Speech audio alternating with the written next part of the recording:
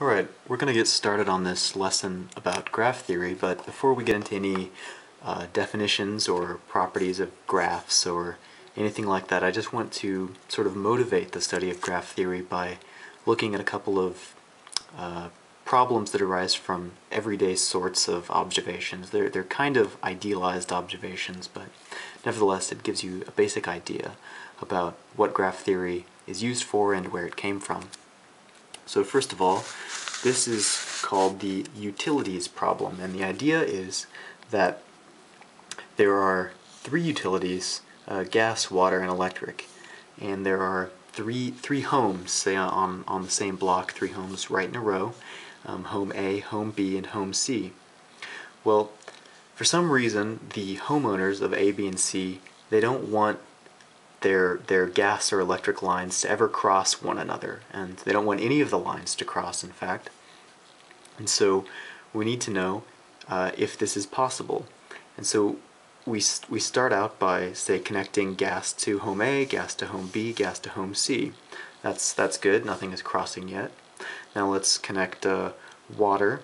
So water can be connected to home C, and can also be connected to, well, it looks like it's a little bit harder to connect it to home A, but we can just kind of go around here, and then we have to go all the way around to connect it to home B. Good, so water is now connected to everything. And now what about electricity? It's easy enough to connect it to C, and it's kind of a pain to connect it to B, but now look what happens. We can't connect electricity to house A without crossing somewhere, because house A is completely enclosed now with other lines. There's no way to get to house A without crossing some of the other lines.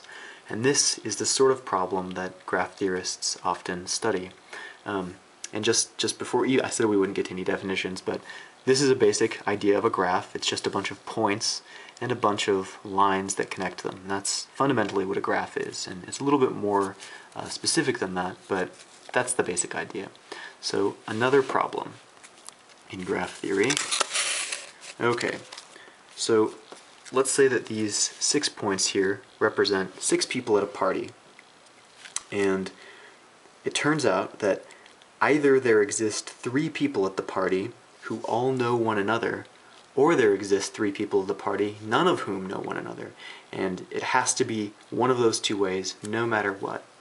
So I thought we'd construct sort of a worst case example here. If we try and make it so, well, what happens? Let's first say that if there's a line between 2 points, that means that 2 people know each other. And what does it mean for 3 people to all know one another? Well, that would mean that there's a triangle here. So like if these 3 people know each other, this one, and this one, if they all know one another, then they would form a triangle.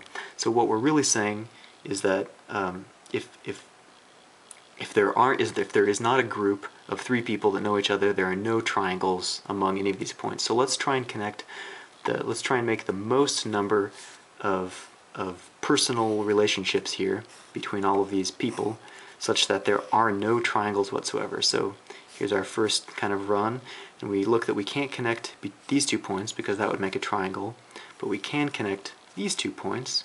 Likewise, we can't connect this one, or we can't connect those one, because that would make a triangle there, or a triangle here, but we can connect these 2 opposing points, and again, we can connect these 2 opposing points.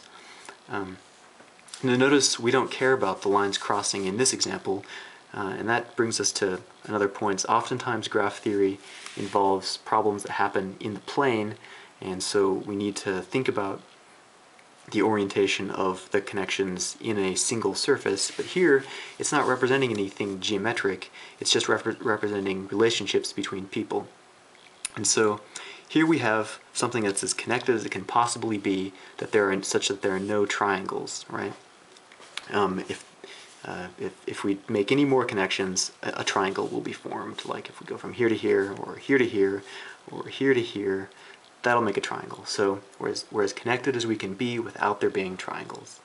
Okay, so now what the proposition says is that there are 3 people. There are at least 3 people here, none of whom know one another. Now, is that true? Well, sure. This person, and this person. Likewise, this person, and this person don't know each other.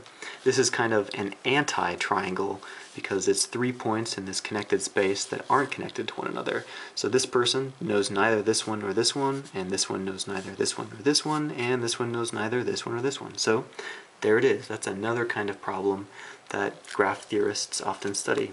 We'll do one more. I need to move the camera down. And this one is sort of the classic graph theory problem. It's called the Königsberg Bridge problem. I think that's how you pronounce it, Königsberg. The idea is that there's this city, and this river runs through the city, and the city is connected by these 7 bridges, 1, 2, 3, 4, 5, 6, 7. And somebody at some point in time, I don't know if it appeared in like a periodical or some mathematician was curious or something like that, but at some point in time somebody got the idea to come up with this problem. Can we walk across all of the bridges, crossing each one once and only once, and then return to the point that we came from? So if we kind of play with it here, well, we can go across this bridge, and then this one, and then this one, and then this one. Oh, no, that's a dead end because we've already used this bridge and this bridge. And let's see if we go across this bridge, and then say this one, and then this one, and then this one. Oh, no, we're stuck again because now we've used this one, and this one. So it turns out that you cannot do this, and there's a very good reason why you can't do it. Let's consider this point right here. So every time we leave the point and then come back, that uses up 2 of the bridges emanating from that point. So for instance, if we go here, and then we go here, and then we go here, and then we go here, we've used up 2 of the bridges from this point. This one was used and this one was used, and we used up some other stuff over here, but just consider this one point. So now if we were to leave again, we go, well, we can't this time because we already used that one up. But the point is that every time you return to this point, 2 of the bridges coming out of it have been used. But there are an odd number of bridges here.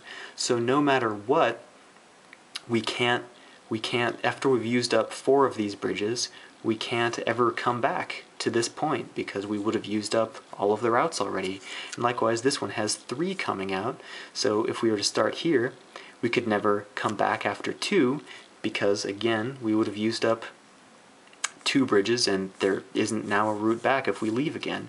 So it's the idea that there are an odd number of bridges coming out of each one of these points, and so that means that every time we return to the point, we use up 2, and so we're always left with 1 on the outside from which we can never return. And that's another kind of graph theoretic problem, and the generalization of this problem was solved by the mathematician Leonhard Euler in, I'm not sure exactly when it was. I think it was in the 18th century, but no, maybe the 19th century. It must have been the 19th century. Anyway, you can look at Wikipedia that, Leonhard Euler, the Königsberg Bridge problem. All right, thanks a lot.